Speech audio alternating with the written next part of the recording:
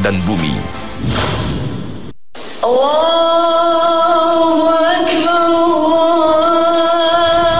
Azan memiliki makna yang luar biasa.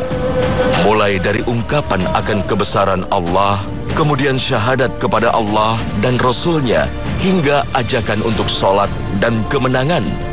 Maka tak heran, begitu mendengar suara azan, setan akan lari ketakutan. Akan tetapi begitu selesai azan dan iqomat, ia akan kembali untuk menggoda dan mengganggu orang yang sedang sholat, sebagaimana sabda Rasulullah Shallallahu Alaihi Wasallam. Apabila dikumandangkan azan sholat, setan akan berlari seraya terkentut-kentut sampai ia tidak mendengar suara azan tersebut. Apabila muazin telah selesai azan, ia kembali lagi. Dan jika iqomat dikumandangkan, ia berlari. Apabila telah selesai iqomat, dia kembali lagi. Ia akan selalu bersama orang yang sholat seraya berkata kepadanya, "Ingatlah apa yang tadinya tidak kamu ingat." Sehingga orang tersebut tidak tahu berapa rakaat ia sholat. Hadis riwayat Bukhari. Gangguan setan terhadap orang yang sholat sesungguhnya telah dimulai saat ia akan berniat sholat. Setan akan berusaha membuatnya menunda sholat sehingga akan luput keutamaan sholat di awal waktu. Bukan hanya itu, setan juga akan mencari celah untuk memalingkan niatnya, yang tadinya karena Allah menjadi karena calon mertua, atau cari perhatian atasan, atau supaya dianggap orang soleh, dan lain sebagainya yang telah tercemar ria dan sum'ah. Perasaan was-was dan keraguan adalah salah satu senjata setan. Dan senjata ini diantaranya digunakan saat seseorang ingin berwudu untuk sholat. Salah satu syarat sahnya sholat adalah suci dari hadas kecil dan besar. Gangguan setan pada wudu biasanya muncul dalam bentuk keraguan. Apakah sudah semua anggota wudu saya cuci? Apakah ada bagian yang belum kena? Sehingga diulang lagi dan diulang lagi sampai lebih dari 3 kali. Sehingga bukannya mendapatkan keutamaan sunnah yang ada, malah mubazir. Atau ada kalanya gangguan tersebut muncul dalam bentuk meremehkan amalan wudu. Sehingga wudu hanya dilakukan sambil lalu dan tergesa-gesa. Seringkali bagian-bagian tubuh tidak dibasuh dengan sempurna. Membasuh muka tidak sampai batas muka. Membasuh tangan tidak sampai membasahi siku. Atau membasahi kaki kurang dari mata kaki. Kegagalan dalam menyempurnakan wudu merupakan salah satu dari target setan dalam merusak sholat seorang mukmin. Gangguan setan berlanjut ketika seseorang memasuki sholat. Setelah sebelumnya setan mencoba mempengaruhi niatnya, target berikutnya adalah merusak takbiratul ihram. Setan membisikkan keraguan dalam hatinya sehingga ia merasa khawatir apakah takbiratul ihram yang dilakukannya itu sudah sah atau belum. Apabila salah seorang dari kalian bimbang atas apa yang dirasakan di perutnya, apakah telah keluar sesuatu darinya atau tidak, maka janganlah sekali-kali ia keluar dari masjid sampai ia yakin telah mendengar suara atau mencium baunya. Hadis riwayat Muslim.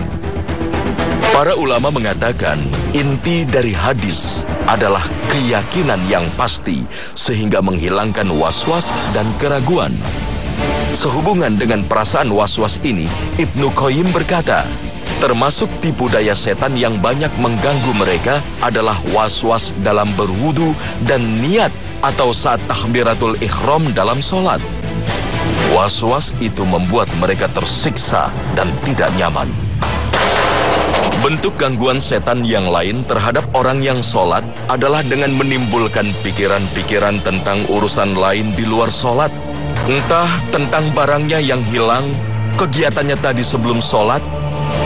Kadang bukan hanya bacaan sholat yang lupa, tapi juga lupa jumlah rakaat yang sedang dikerjakan.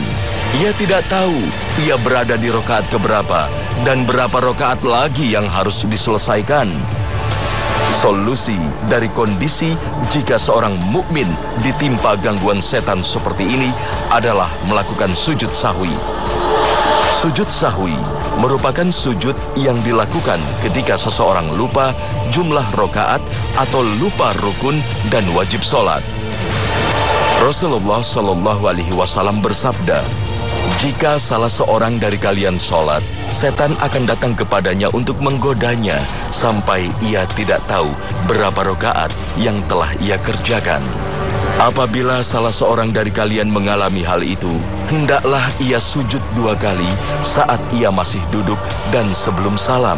Setelah itu, baru mengucapkan salam. Hadis riwayat Bukhari dan Muslim. Sedangkan gangguan yang menyebabkan lupa bacaan, maka segera membaca ta'awush atau a'udzubillahi minasyaitonirrajim, kemudian meludah ke kiri 3 kali. Hal ini pernah dialami oleh salah seorang sahabat Rasulullah Sallallahu Alaihi Wasallam, yaitu Utsman bin Abi Ash. Ia datang kepada Rasulullah dan mengadukan hal tersebut. Rasul kemudian berkata kepadanya, itulah setan yang disebut dengan kinzik. Apabila kamu merasakan kehadirannya, maka meludahlah ke kiri 3 kali dan berlindunglah kepada Allah. Aku pun melakukan hal itu dan Allah Subhanahu wa Ta'ala menghilangkan gangguan itu dariku. Hadis riwayat Muslim.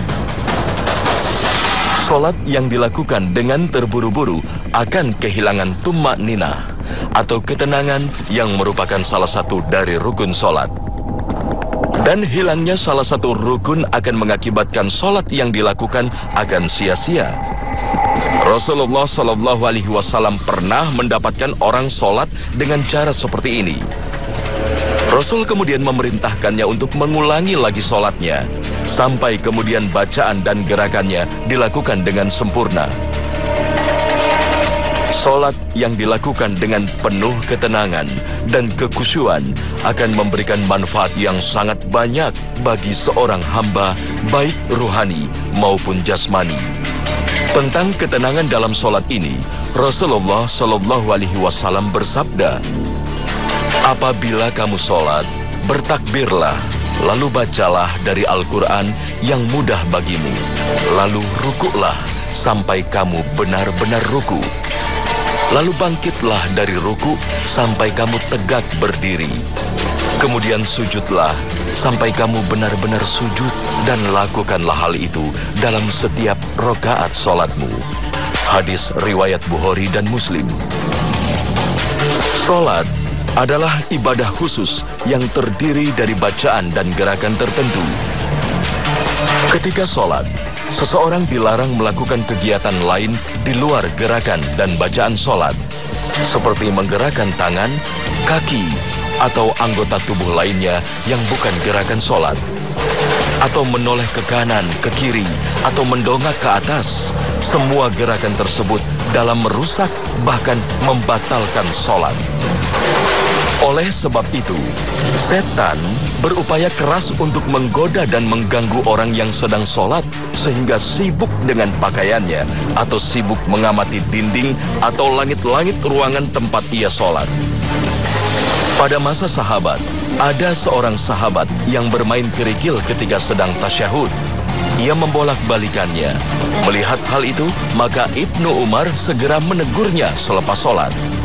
Jangan bermain kerikil ketika sholat, karena perbuatan tersebut berasal dari setan. Tapi kerjakan seperti apa yang dikerjakan Rasulullah Sallallahu Alaihi Wasallam. Orang tersebut bertanya, apa yang dilakukannya? Kemudian Ibnu Umar meletakkan tangan kanannya di atas paha kanannya dengan jari telunjuk menunjuk ke arah kiblat atau tempat sujud. Demikianlah saya melihat apa yang dilakukan Rasulullah Sallallahu Alaihi Wasallam, ucap Ibnu Umar. Terkadang dengan sadar atau tidak, perhatian kita ketika sholat terpalingkan dengan menoleh ke kiri atau ke kanan. Itulah salah satu akibat dari gangguan setan.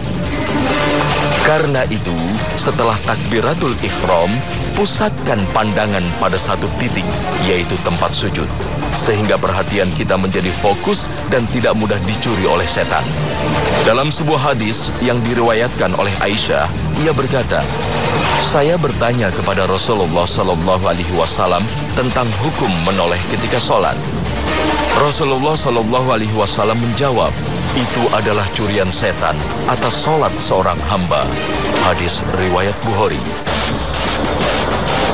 Mengantuk dan menguap juga merupakan bagian dari gangguan setan terhadap orang yang solat.